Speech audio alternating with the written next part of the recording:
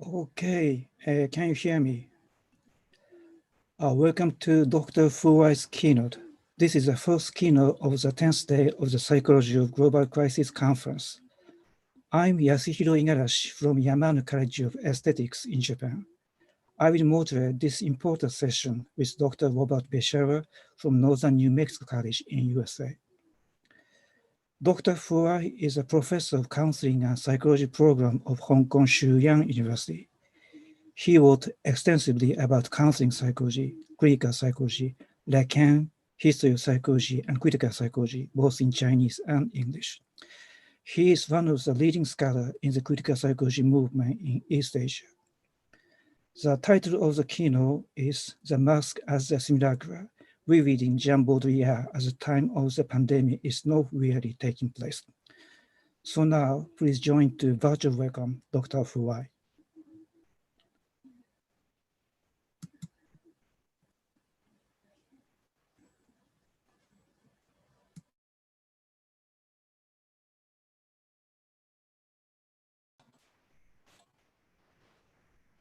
Hello.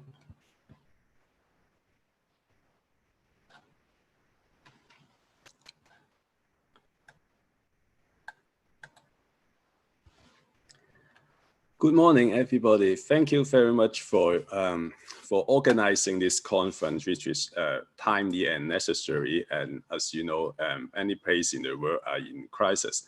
Thank you, Yasuhiro, for your kind introductions. And I'll try my best to present today's topic. Today's topic is about the mask. The mask, you know, the mask.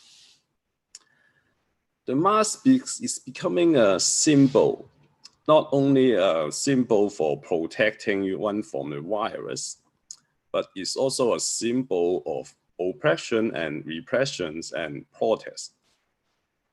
But this symbol, if we apply Jean Baudrillard's idea, it seems that nowadays it's become just like a simulacra.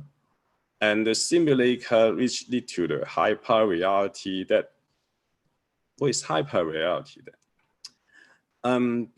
Before I begin the story, I will talk about the situation in Hong Kong nowadays to have a very brief introduction.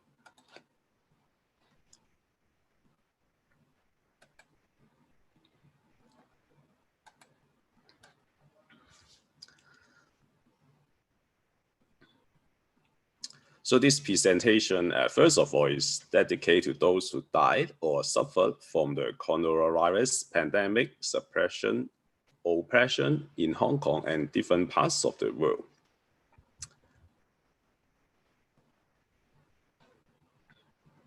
Okay.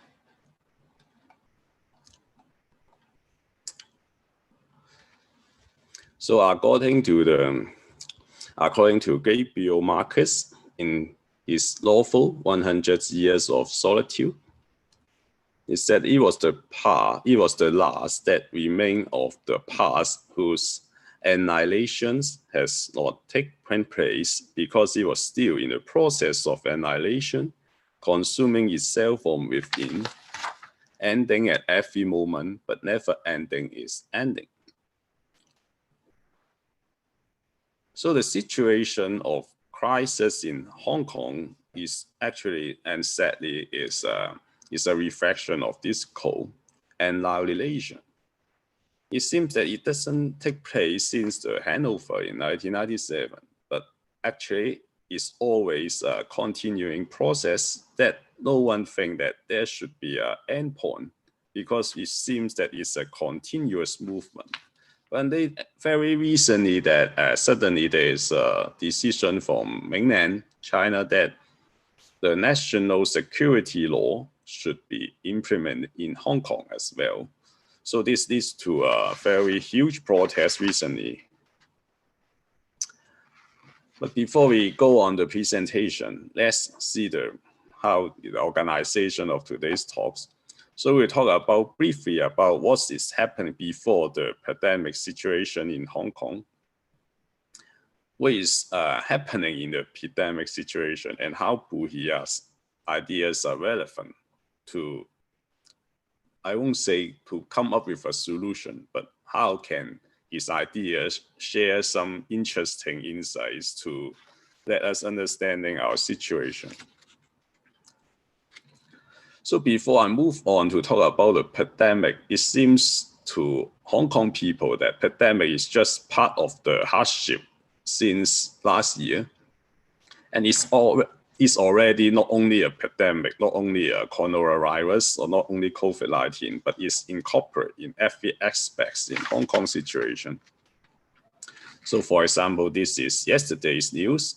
Some students, when they go back from school and go back to a shopping mall, then suddenly get arrested. They actually don't have any weapons except masks, but because they appear at the wrong time and the wrong place, so they get arrested. Because this is the day that the national security law is being evaluated, and so there's a very huge protest everywhere. And as in previous days' presentations about the relationship between state control and the pandemic, in Hong Kong, there's a very similar movement on quarantine and prohibition of good gathering law. And interestingly, this law is applied to arrest the people who are in a demonstration or if whenever the police think that this is appropriate, then they will adopt this regulation. For example, in some areas, some local protest parties try to deliver some masks to general publics, then the police will use this regulation to arrest them, say that they are gathering some people, so that this is no good, and they will arrest these people. And this is still happening. The problem is that this law actually, although they claim that it is part of scientific suggestion, they think that this can prevent the virus from going everywhere. But actually, there something that you think that there's no ground. For example, why can't we have the gathering of more than 8 people? What about 7 or 9 or something like this? We can't imagine how these numbers are derived from any scientific reports or anything that is making sense. For example, why we just close those karaoke, or why we close the library, but it's allowing some person to gather in the office or gather in bank, for example. So there's no point in arguing something. But anyway, this law just make the situation become worse, and the coronavirus is now becoming a means to try to regain the so-called social order in Hong Kong, but at the same time is trying to against the new protest that is moving on. So this is a long list of this is better. This is a long list of timeline in Hong Kong pandemic time. So actually, in Hong Kong, there's in 2003 there was a very serious SARS pandemic. So this time is in many people's memory is the recollection of the old days, 2003. But there's a big difference. In 2003, the pandemic, the real pandemic is not SARS, but to many people it's the collapse of property market. So suddenly the property price drops dramatically, only for example, half or less than 30% or 40%. So it caused a huge drawback in Hong Kong economic situation, as Hong Kong is overly rely on the bubble on property market.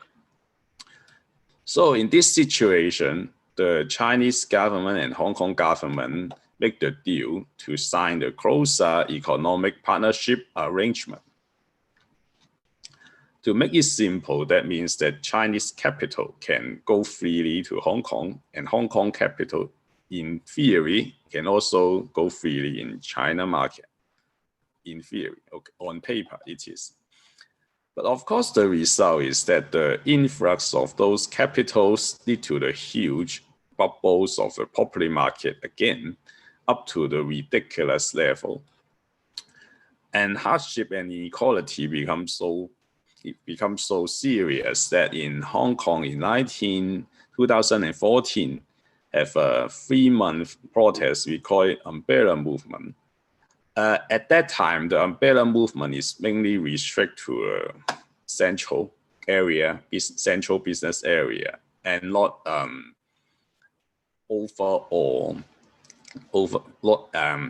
not a territory right movement. So this is less affecting Hong Kong economy.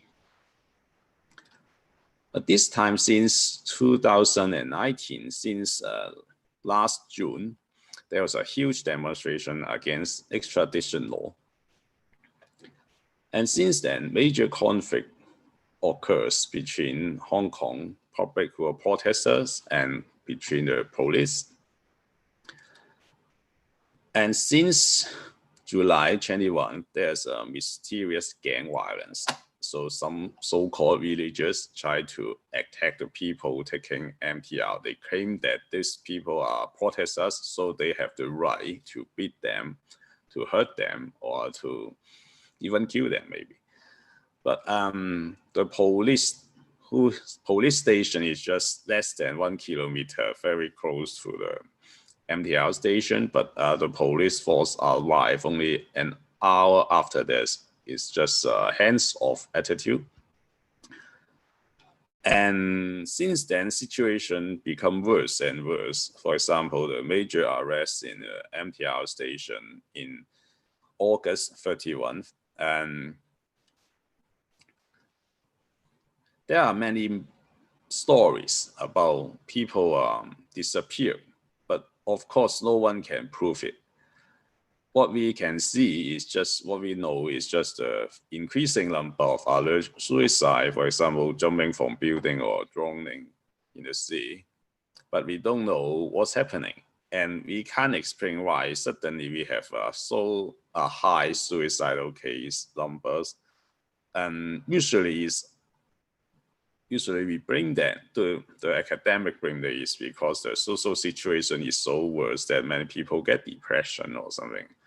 But of course, these are the myths, and those myths coming together, and seems that we can never know the truth, and all the truth are becoming a piece of information that occupy our mind. So gradually coming to mass. In last year, October, the government passed the bill on prohibition on face covering. We call it anti-mask regulation. It's ironic that the anti-mask regulation is still in effect. So it's very interesting that the government at the same time encourage one to wear masks, but at the same time, the anti-mask regulation, the prohibition is still ongoing.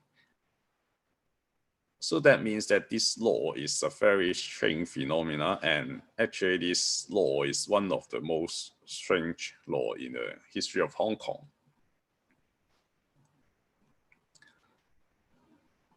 Why the mask is becoming the symbol of protest? Because in many artwork that promoting the protest, the protesters use the mask as the symbol of protesting.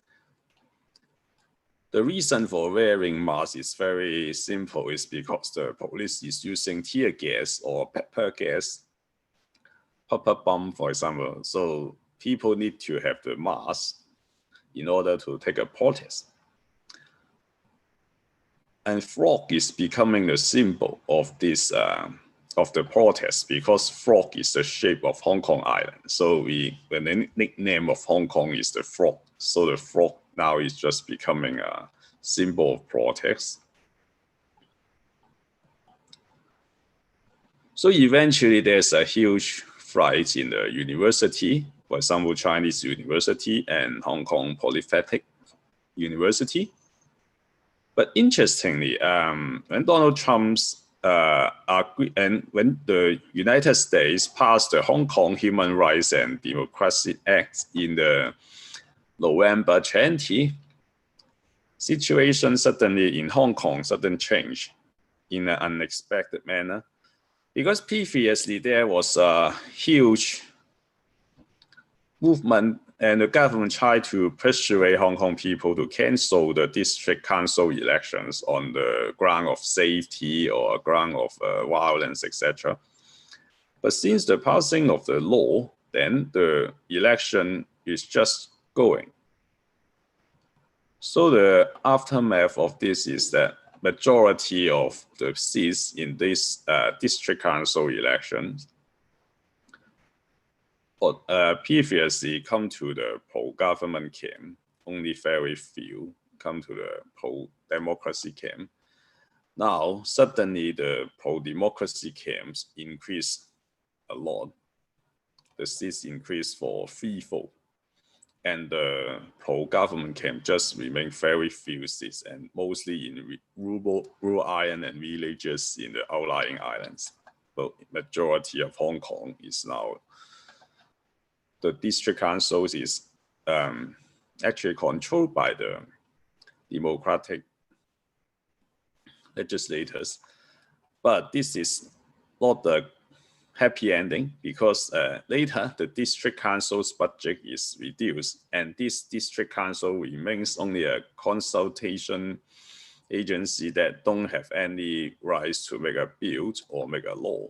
They can only make some suggestions, and they only have very limited budget to fight for anything. So the situation actually don't have many improvement at all.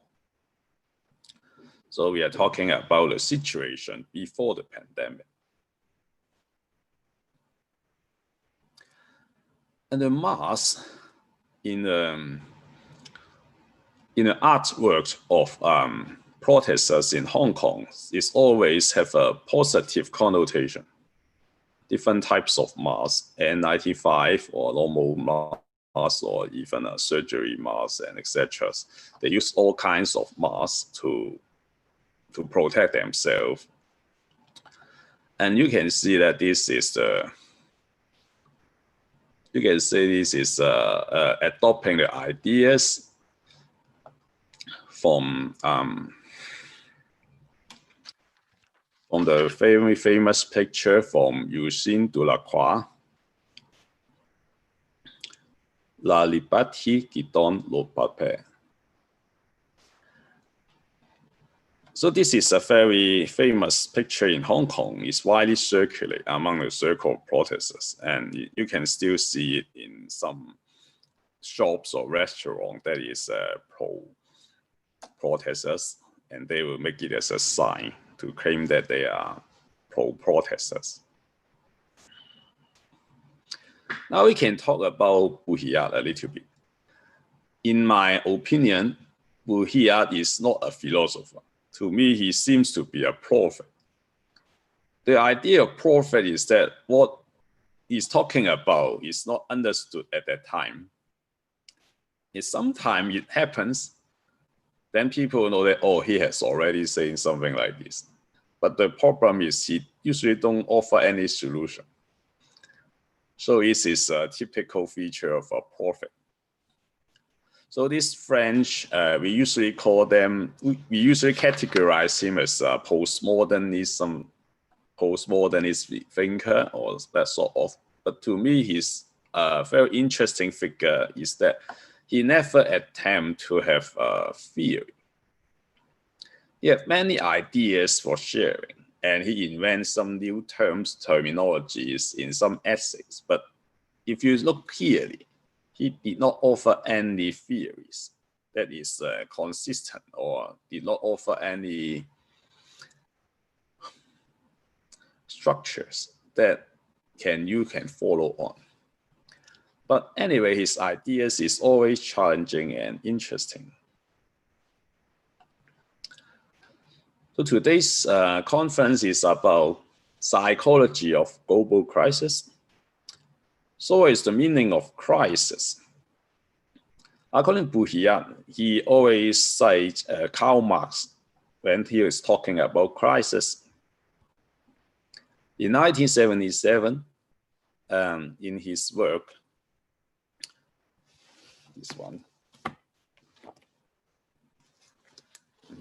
Symbolic Exchange and Death, it is mentioned that he tried to adopt Marx's idea of production, and he introduced a new idea of reproduction. So let's read the first sentence first. Production for unproductive consumption is quite as productive as that for productive assumptions, always assuming that it produces or reproduces capital. In other words, in Karl Marx's idea, one feature of capitalist society is that they always produce some meaningless stuff. These stuff are usually unproductive or even counterproductive. But anyway, when there is a product, then you will have capital. And this capital will eventually control every part of your life. In Baudrillard, he tried to introduce another idea. It's not a crisis of production, but the crisis is about reproduction. Reproduction means that what is the difference between production and reproduction? So reproductions have the meaning. For example, in biology, reproduction is always related to sex, of course.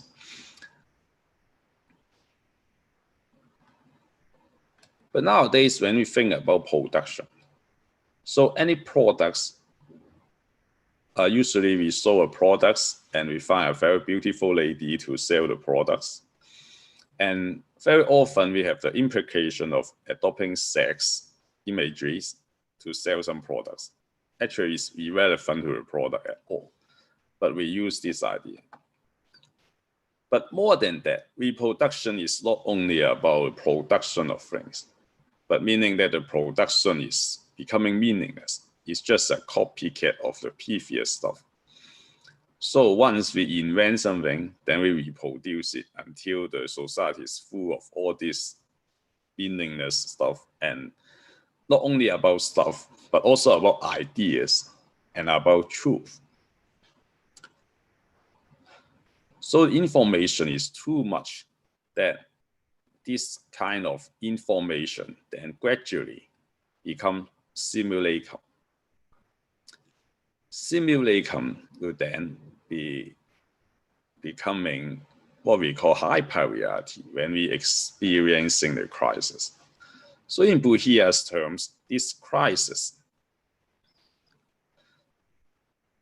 is inevitable. No matter it's about the pandemic, no matter it's about war, no matter it's about something or something, nothing happened, the crisis still exists. Because eventually in one day, you won't know what is called truth. What you have is simulacra, but not the truth. So to them, to Baudrillard, this is the crisis, what he has said. So in today's topic, I will try to take reference to Baudrillard's ideas on the Gulf War did not take place. Okay, it's here.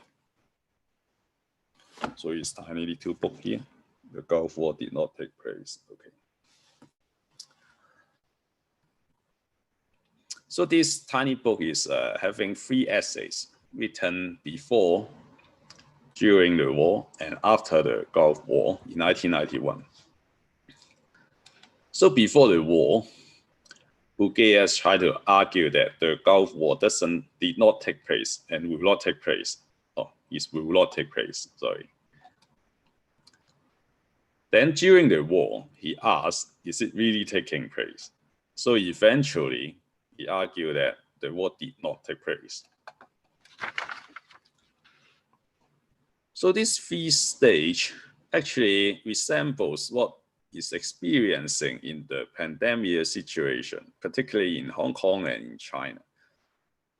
You will see that at the first stage, then all experts will say that, oh, there's nothing will take place. Don't worry, it's just an ordinary cold. It's no different from a cold or getting a fever. So recovery is very promised. But once you find that it is things becoming weird, then they will begin to say that, oh, is it really taking place? They will ask the question about what is the definition, what is the exact number, how would you diagnose it, and how is the diagnosis accurate at all? So they try to diverge the idea to become about the accuracy of the problem, but not about the nature of the problem and not about is any hope for cure, etc.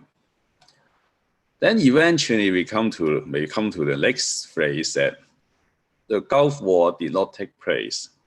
Then eventually the COVID-19 did not take place at all. It became a very remote memory, or it's just part of the success story.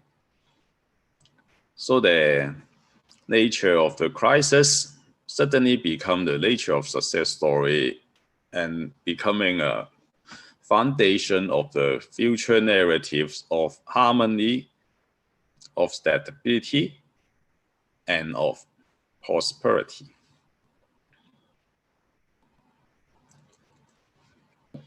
So before we move on what is simulacra, I'll try to adopt Baudrillard's idea on what is called simulacra. So in the first version of this idea, in 1977, we have talked about the production of material. So it's talking about production. So counterfeit is the dominant schema in the classical period. So from Renaissance to Industrial Revolution, for example, if an artist make an artwork, then anyone who tried to produce a copycat of this artwork is counterfeiting. So it's the first stage of classical period, first order. Then suddenly come to industrial area.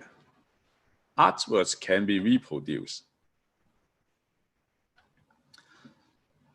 Then production become the dominant schema. For example, now artists become a designer, and designer can design something that can be produced, can be mass production. So designer is replacing the artist in this industrial area. But then come to a time that simulation. Simulation is the dominant schema in the current co-governed phase. The keyword is co-governed.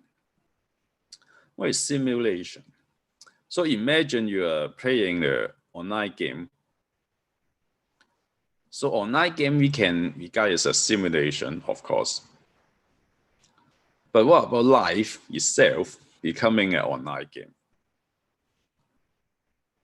But what about the situation that when the death can be manipulated and become a story, become a number? Then our life is simulating the narrative. So according to Baudrillard, the first order simulacrum operates on the natural law of value, and the second order is on the market law of value, and the third order is on the structural law of value. But gradually, Baudrillard is moving from position that is, at the beginning, he talked about Lacan's three orders, real, imaginary, and symbolic. And at the beginning, he did differentiate what is called real or symbolic. But in his later writings in simulacrum and simulation, he began to think about what is called real. And the idea of real is totally different in Baudrillard's writing. Baudrillard's writing is about, is there anything called real anymore? So he introduced the idea of hyperreal. Hyperreal in Chinese language is always translated as the same as the surreal. So in Chinese language, hyper and sur is translated with the same character, which is very problematic.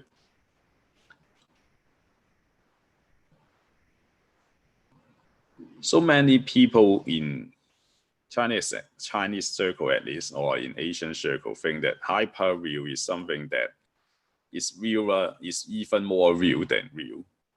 So it seems to be a stage of very real. For what is the meaning of hyperreal? But in Baudrillard, hyperreal is not only a form of real, it's actually replacing the real. And this hyperreal is replacing the real up to the level that we don't think that real is necessary anymore. So this is the idea of hyperreal.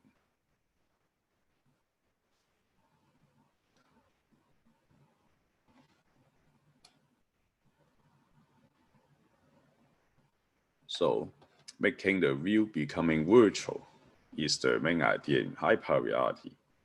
And this hyperreality is filled up with what we call simulacra. So imagine a person who is so into the online game and he used the real money to buy some virtual money and then to gather some weapons.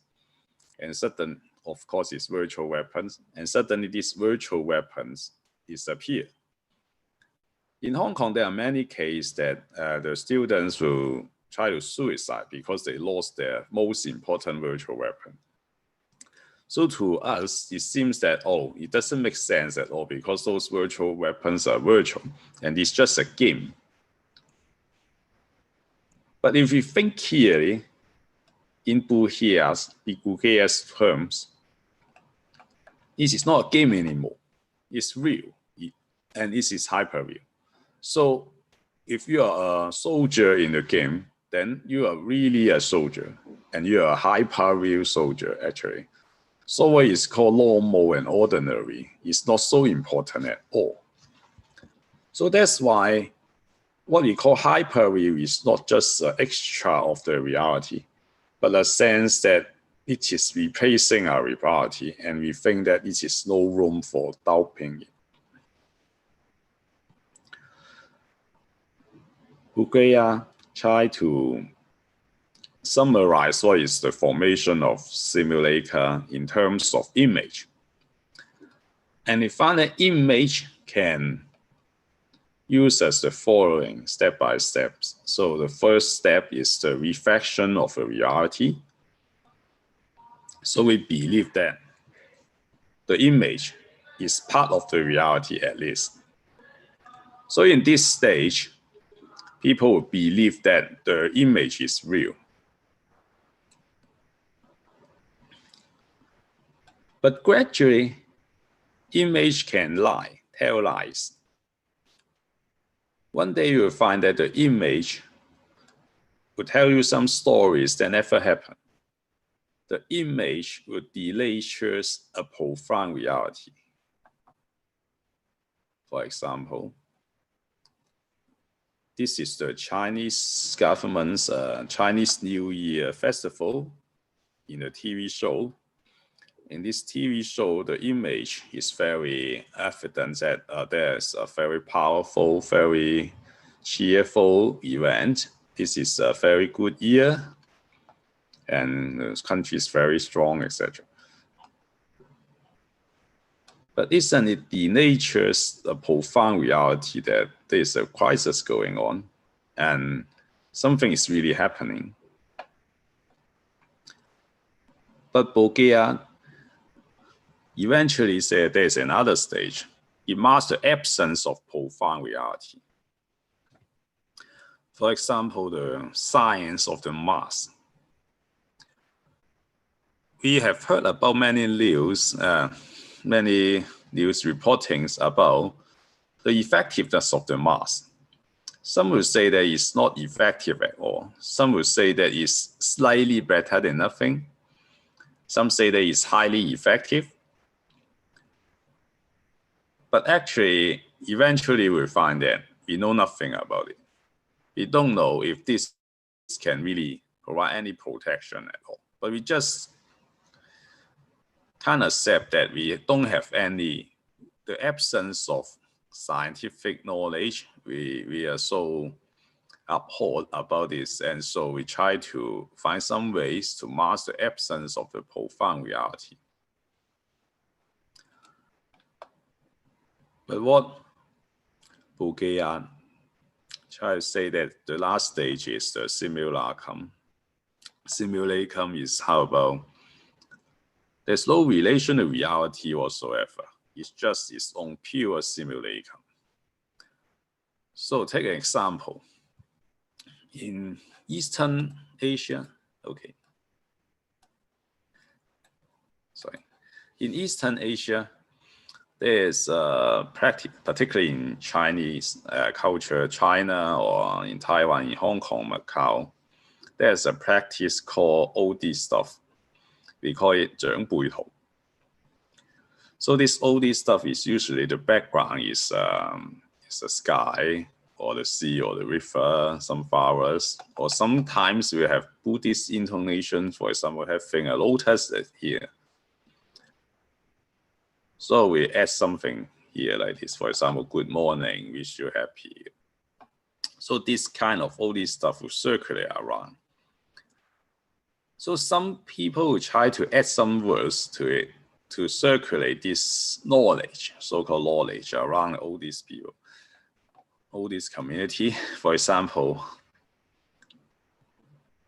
the government try to wish everyone happy in the pandemic, say that please stay home, don't go out. Yes, let's keep on working together against the COVID-19, etc. So this is what we call simulacrum. The example of simulacrum is something like this. We don't know what's happening, but we are all filled up with those information, images, and up to a level that these images are so diverse, and actually we cannot make sense of it, but we believe that we know many things about it.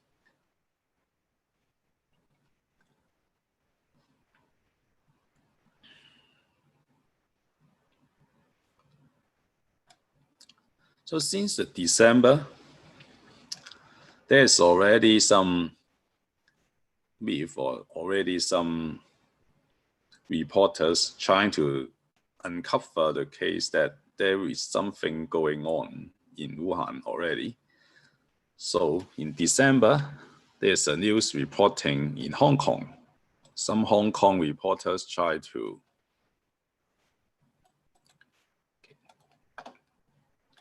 report the situation.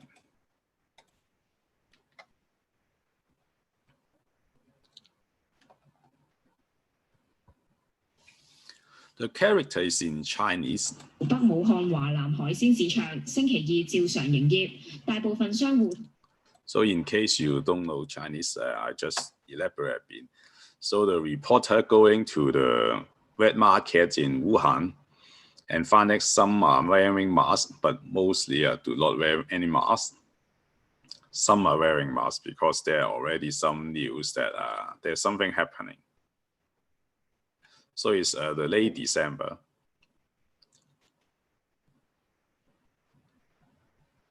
So in the hospital, they say that there is nothing. So the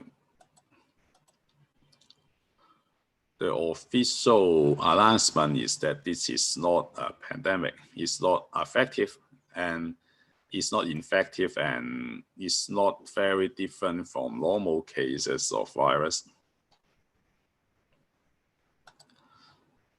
So of course we can know that this is the stage of pandemic, did not take place, isn't last long. But the problem and the consideration is that this is the New Year time. New Year is supposed to be a time of harmony, family gathering together, and is assumed to be a time of massive population transfer. So usually it's over over a billion of people moving around in whole China and Hong Kong. So after the New Year is finished, then we can announce the launching of Year of Rest is breaking bad. And so in the beginning, we can find that there's some news about, the Wuhan wet market is the source of the pandemic. And now the official source, no matter from mainland or from Hong Kong, try to displace the corpus of those animals and try to persuade us that this is the source. And so the focus now is still not about wearing masks or not, but about eating those animals, eating wild animals or not. So how the mask broke in? So some medical professionals try to persuade us to wearing masks already in late January.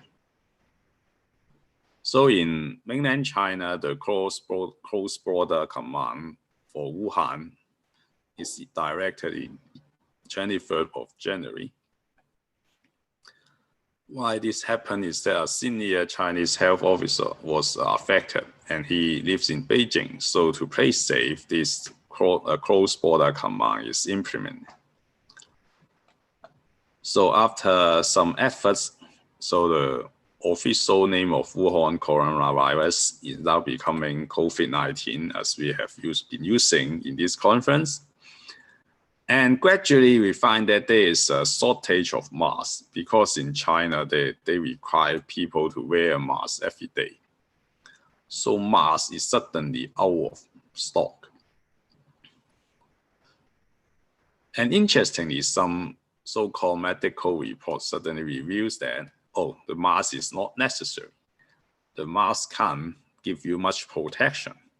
I guess most audience, maybe in Europe or in North America, are very familiar with this kind of discourse to talk about mask is not important, etc., etc. But of course, to us, it seems that this is a kind of discourse to prevent the shortage of masks that will lead to great repercussion from the citizens, from general public. So this is a kind of maybe a preventive measure to prevent the over consumption of the mask, which is already very stringent. So finally, we see that people won't welcome any newcomers anymore. So this is a Chinese situation. So this is some festivals lantern, but here, this is a checkpoint to see if there are any strangers going into the village. So in Hong Kong, there's also a battle of masks. In Hong Kong, there's also a campaign, though the medical professionals try to make a strike to force the government to close the border, to close the Hong Kong and China border. But the government refused.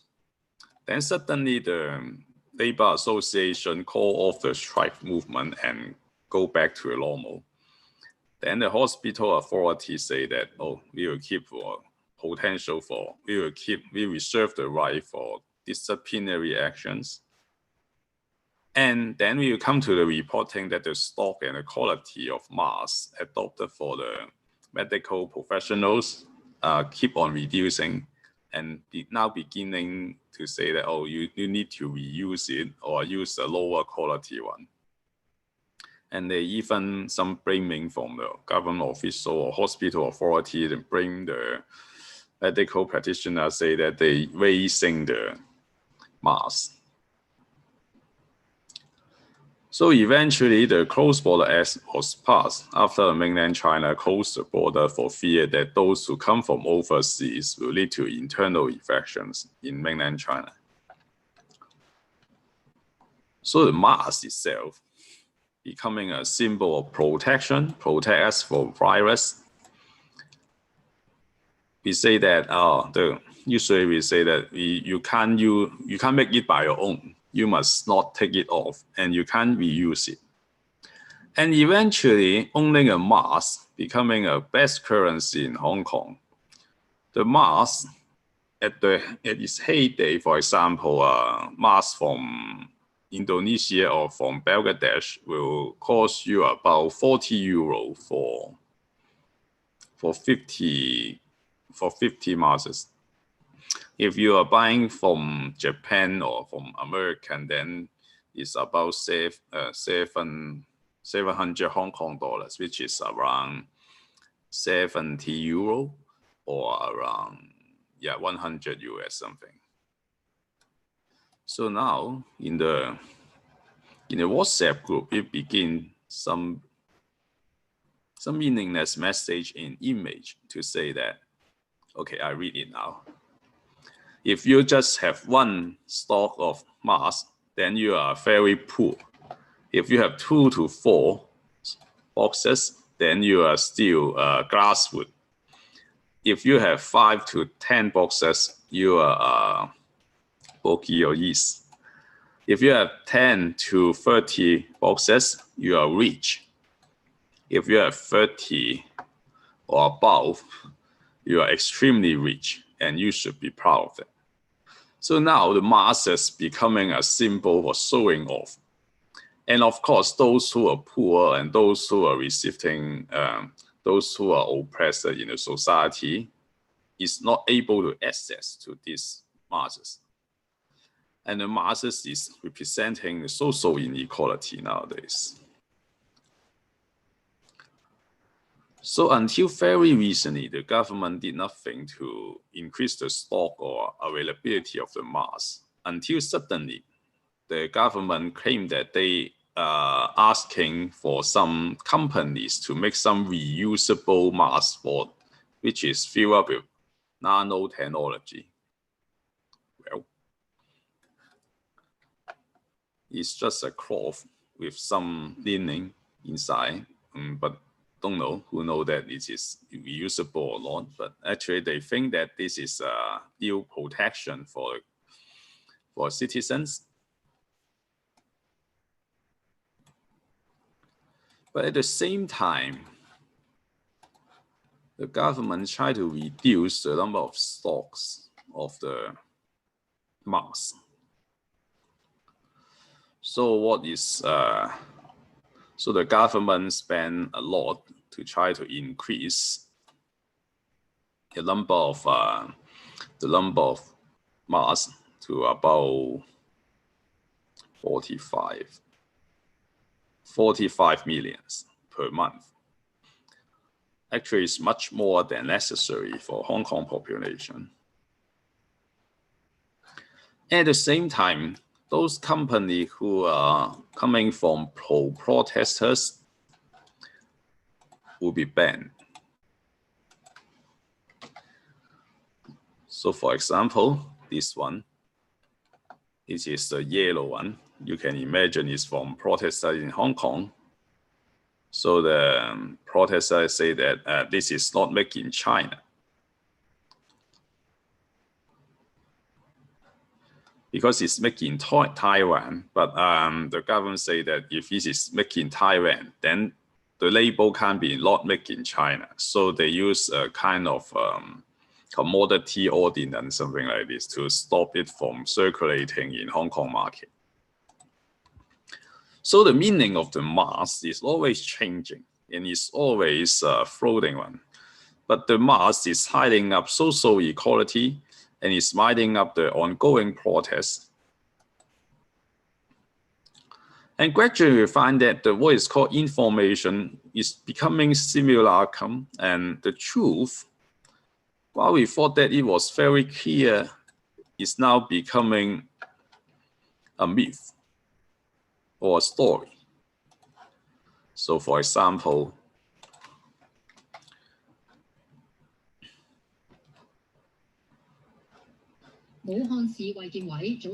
so in the March, it is there is beginning some news that there may be a possibility that the virus is coming from the laboratory in Wuhan. So after that, the government is trying to claim that the virus may be coming from elsewhere. There's no proof from coming in Wuhan, for example. And people mobilize that this is coming from the United States. So they mobilize all the replying in YouTube to try to claim that it is the case that it is coming from the United States. So now it's becoming a war between the China and the United States on how to manipulate the message related to the origins of the COVID-19. And then suddenly it comes to an interesting idea about in the UK, then there's a concept called community quarantine. So what is community quarantine? So people are at the beginning is confused about this, but later in Hong Kong's mass media, they found that this means this similar to doing nothing. So in Buhia's words, the neighborhood is nothing but a protective zone, remodeling, disinfection, a snobbish and hygienic design. But above all, in a figurative sense, this is the making of emptiness. So the quarantine, staying at home, and no need to wear masks if you are staying at home, means that it is providing an illusion of hygiene or illusion of protection, but actually it's just emptiness. Nothing else is left. Okay. Just emptiness. So one insight from Buhiya is very important to me is the idea of implosion. Implosion means that it's the opposite of explosion. Explosion means that the mass keep on expanding. But implosion is that the mass is too dense that we keep on contracting until the distortion of time and space happens. So it's actually an astronomy concept. But Buhiya tried to adopt it in the idea of that many symbols and signs and meaning are so condensed and imposed. That means that we are saturated in all kinds of signs, symbols, and meanings. And at the end of the day, we're just living with a status of void. We know nothing. But we have a sense that we know many things. We know all the things, but actually we know nothing. So it is a status of implosion.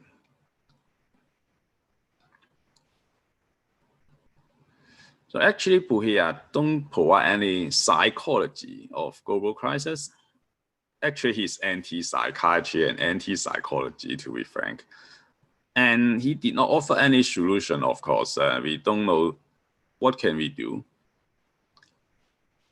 But at least we understand the mechanism that why we are paying, for example, mass. The mass is bearing so much meaning that it now implode into a sign of symbol that try to hide up the difference in ideology, difference in inequality, and hiding up the fact that even though the pandemic is still ongoing or not, ultimately you need to work. So it must end someday. So after we announce allowance is off, allowance is over, then it's over and you go to work. No matter it's true or not.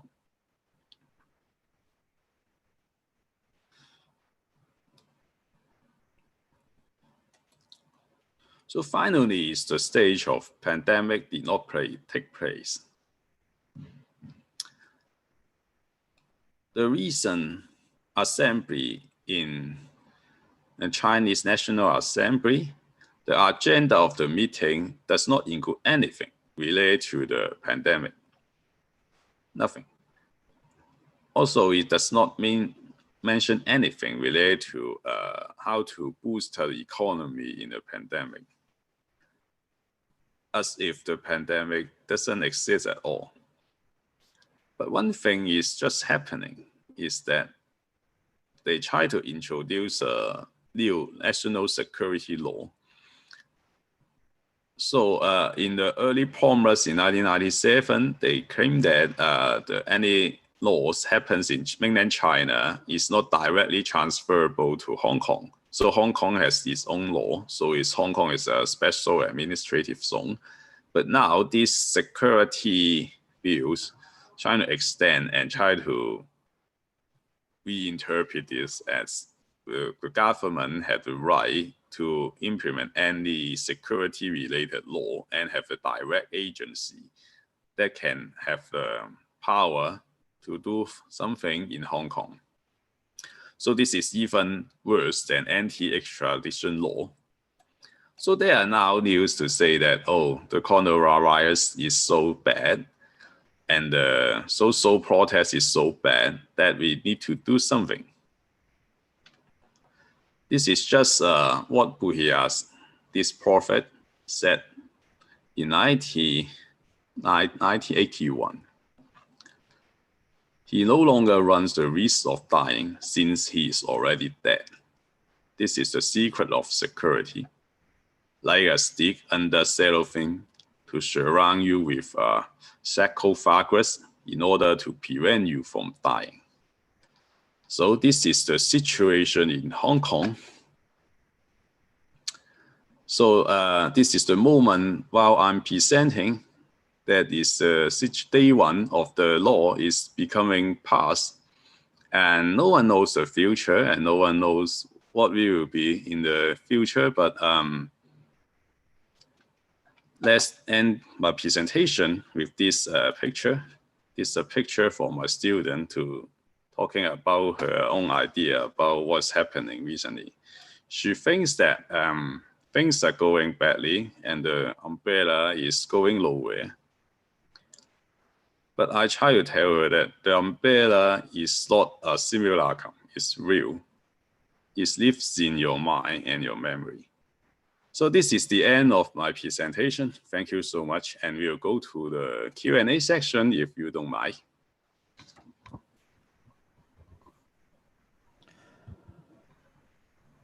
Wai, thank you so much for the great talk. It was really stimulating, yeah, and informative. So please come to Q&A section. Yeah, and please use Q&A tool of Zoom. Okay, already we have some questions. Thank you. Mm-hmm. Oh, yeah.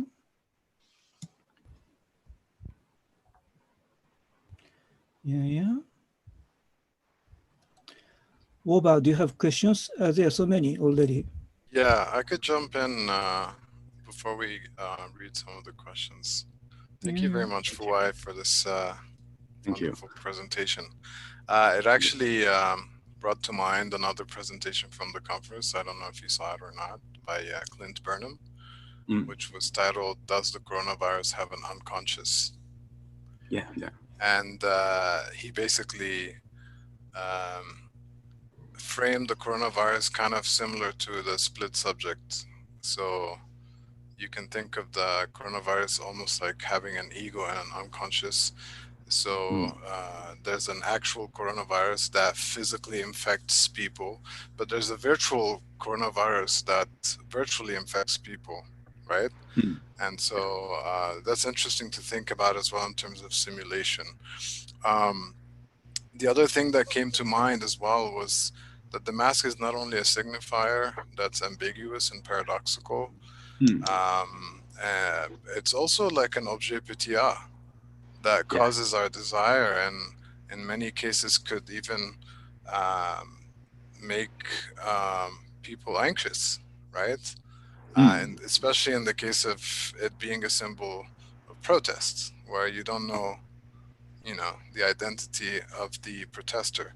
But I have a couple of questions. So what is the mask simulating?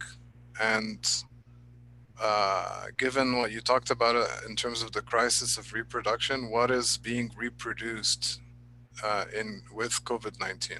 So if you can talk a little bit about those, and then we'll jump to the questions from the audience. Yeah, thank you so much, Robert. And yes, I'm thinking about what is being produced. Yeah, this is also, I'm also thinking of it. But during the COVID-19 crisis, what we see in the TV is always crapping, hello, and crapping. And as if we are trying to encourage those medical professionals because they are doing something good. Of course, they are devoting their life and doing something very good, but the media try to fill up anything, any space with this kind of gesture of crapping, and to promote phantom that Hong Kong is in harmony again because we are under the same crisis, so we are under the same. We should unite together in a harmony way, etc. So that's why the second wave of protesting is trying to break this illusion. This illusion is already everywhere, but of course it's meaningless because in Hong Kong the difference in opinion is already irreversible, and those two groups are actually hating each other, I can say. So even the shops are defining in the yellow one or the blue one. And those who are yellow one, protesters will go to it. So those who are not protesters will try to go to the blue restaurants, which is pro-government one, etc. So it's already, harmony won't exist.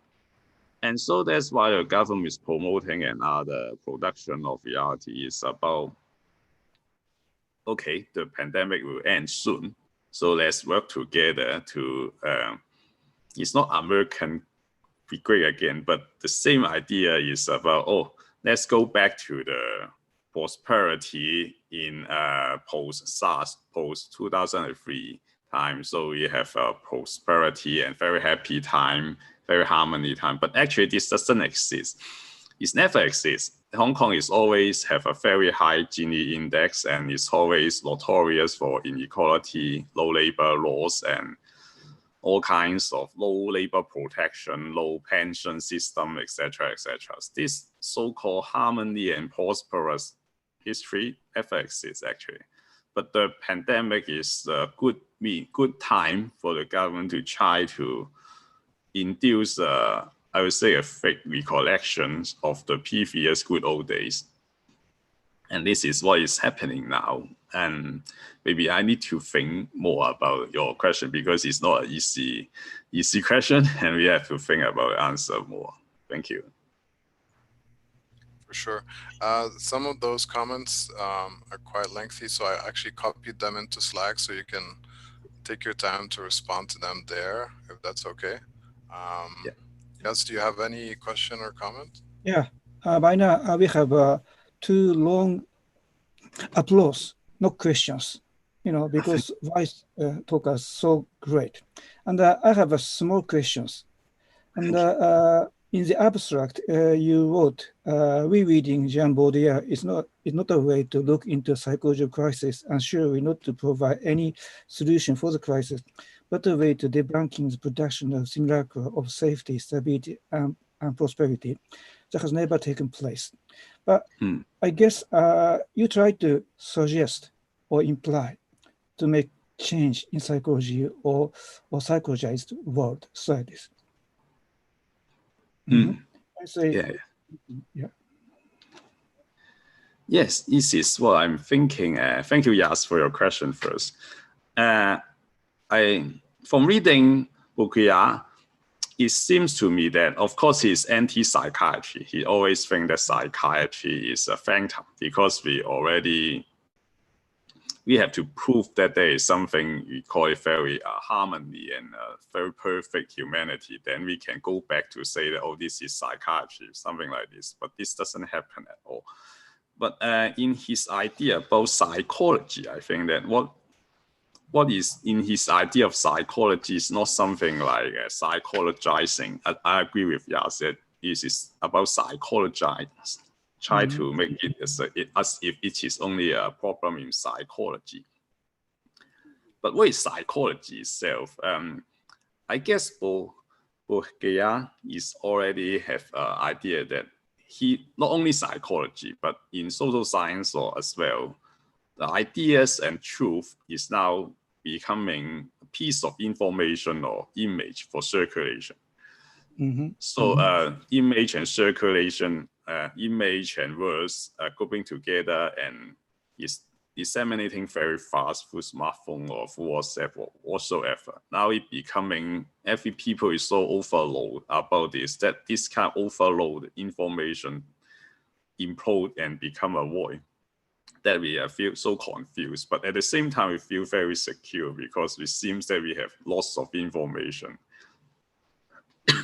So I think interesting part in Baudrillard is that he tried to incorporate sophism into his arguments. So negativities can be proof, can act as evidence for something. So it's a very interesting idea, and I guess this is the most insightful part in his writings. Thank you, Yas, for your question. Okay, great. Are there any questions we are waiting for? This was a great talk. Yeah, if I could follow up.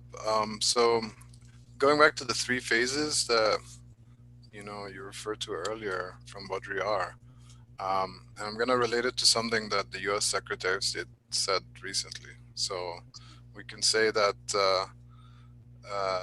the argument could go something like this: Hong Kong is not autonomous. Is Hong Kong really autonomous? Hong Kong is not autonomous, right? And so the U.S. Secretary of State recently declared Hong Kong is no longer autonomous from China.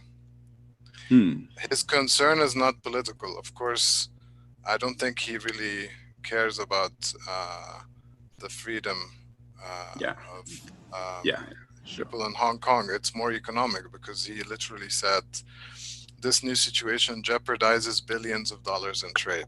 So this is the concern here is related to reproduction. Again, the crisis of reproduction.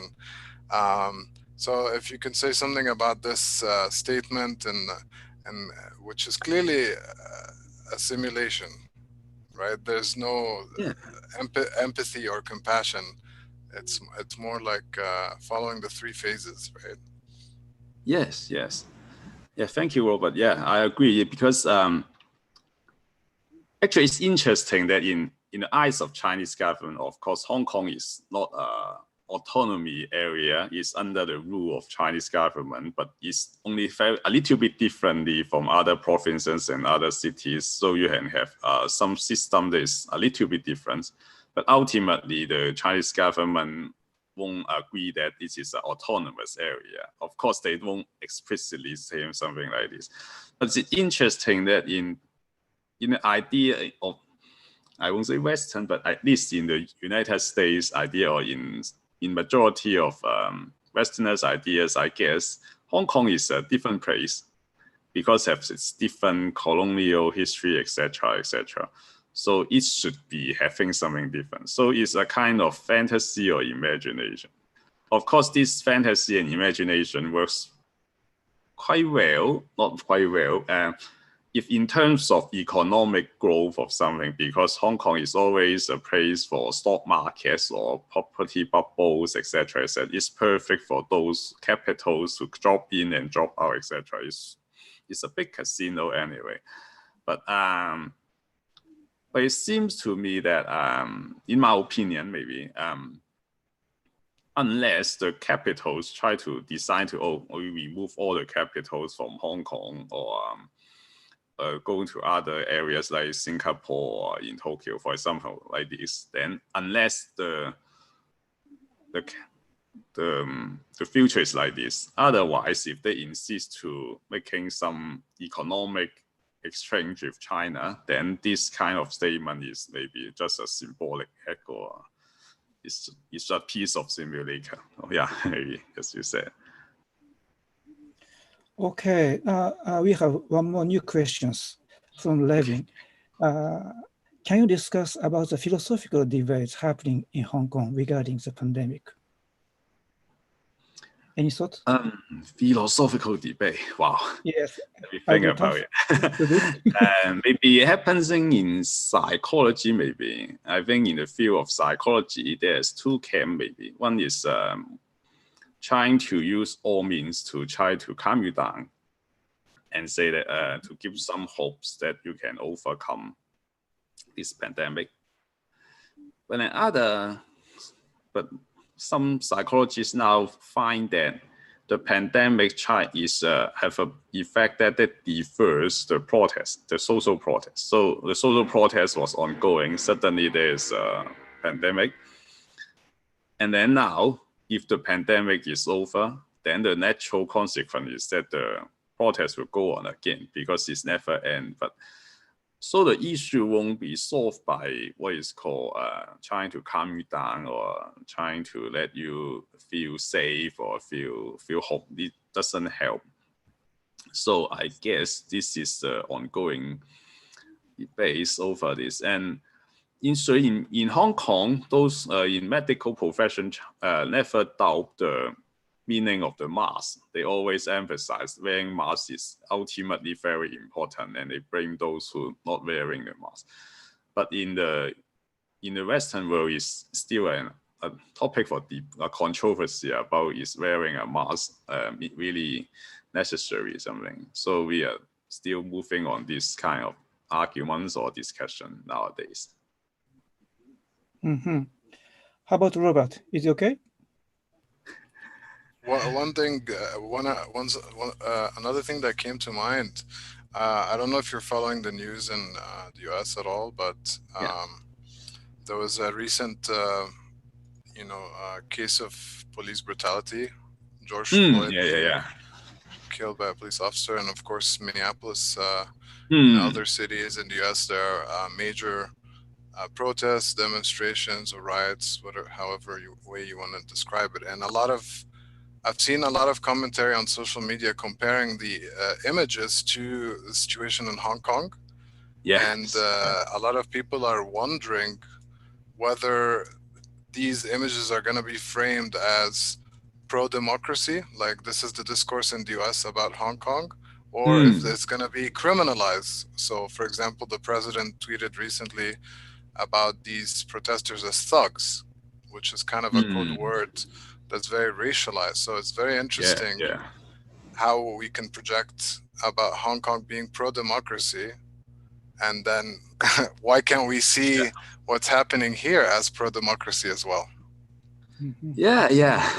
It's interesting because in Hong Kong protests, if you look into the artworks or leaflets, they always regard the United States as a hope for democracy. So they are actually very pro-United States and pro-Donald Trump, actually, to be frank. I'm always doubting this imagination because ultimately they're playing different games, but it doesn't mean that they will actually genuinely support the idea of democracy or elsewhere in the world. For example, in Hong Kong, is so far away, so it's just maybe just a visual thinking among professors.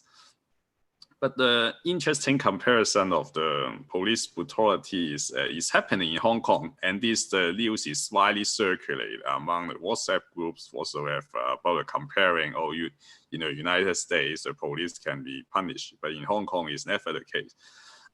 Particularly so because in Hong Kong there's recently a case that the daughters of police officers is not having a possession of drugs, but the Department of Justice enforce that